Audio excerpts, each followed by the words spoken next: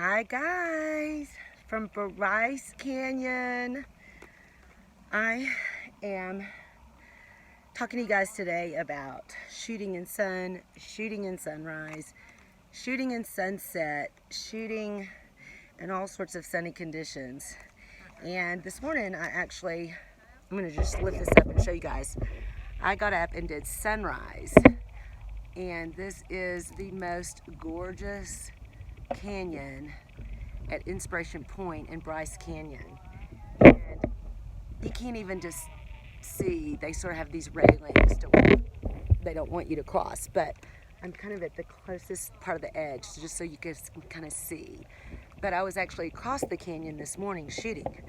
But I absolutely love Bryce Canyon. I think it's one of my favorite spots so far to get these amazing rock formations that are just really just look like little castle spears.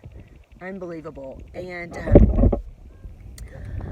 I always bring a wide angle lens. You can see this is a 14 to 24, but it's kind of bubbled out, so you get a little bit of distortion and you get a little bit of lens flare on this.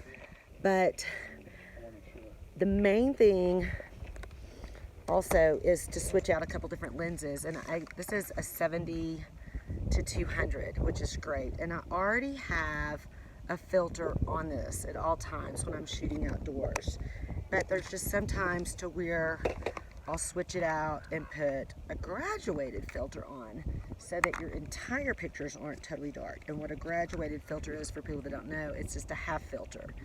So at the top, your sky is going to be, filtered out, and then the bottom part is clear. So that's a great thing to always have in your camera bag. And then I always bring a spare filter. And the reason being is you just never know when you're going to drop a lens or something's going to fall or get scratched. And I always say, plan on the plan to fail. I speak from experience. So, these are a chunk of change. I don't even know what this one runs. It's, these can end up being 90 to 100 bucks each, but they're worth it. Because everybody would say, why does my sky look blown out? And in everybody else's pictures, it's just so sunny and blue. Filter. And I have to cheat on this one because they don't really make a filter for this. And I've really been racking my brain for years on how to figure out how to MacGyver one up. But my cheat trick is to take this filter and to just hold it, or if I've got the camera really steady on a tripod, rest on this lens. You're not going to get the whole thing, but once you crop in, you'll have it. So that's a cheat lens. Nikon, can you make a filter for this wide angle lens? I've already lost the lens cap this trip, which is a mucho expensive. I'm gonna have to buy a new lens cover. I fell down a cliff. Oh, bad photographer. Anyway, so you definitely want to use your filters. What else? This is side light, morning light's really the best for these canyons. I got up this morning at 5 and was on the road at 6:30.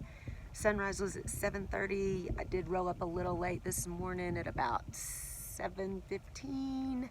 Did a time lapse for you guys to see, but I was back in bed at 9 a.m. So I'm not going to shoot in high sun. There's little wildlife in these canyons, and high sun is just, it's pretty, but it's just, number one, it's hot, and number two, big crowds of people here. So really the best time is early sunrise or sunset. High sun's okay, but definitely make sure you have a filter, because sometimes you just can't spend the entire day, trying to get good light. And sometimes, like, the views are east facing and you can't get a different view. So I always kind of like to drive around and see, like, maybe say, okay, I'll do this one sunset and this one sunrise. So that's what I'm out here doing this week in Bryce Canyon. I can't say enough great things about Bryce Canyon. I think it's absolutely stunning.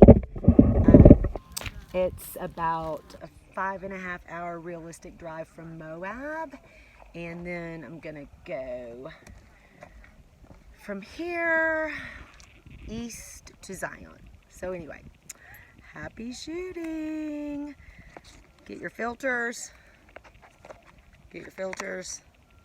Get your graduated filters. Get your other filter. Get your filters. Okay, that's the lesson for shooting in all different light conditions. Okay, bye from Bryce Canyon.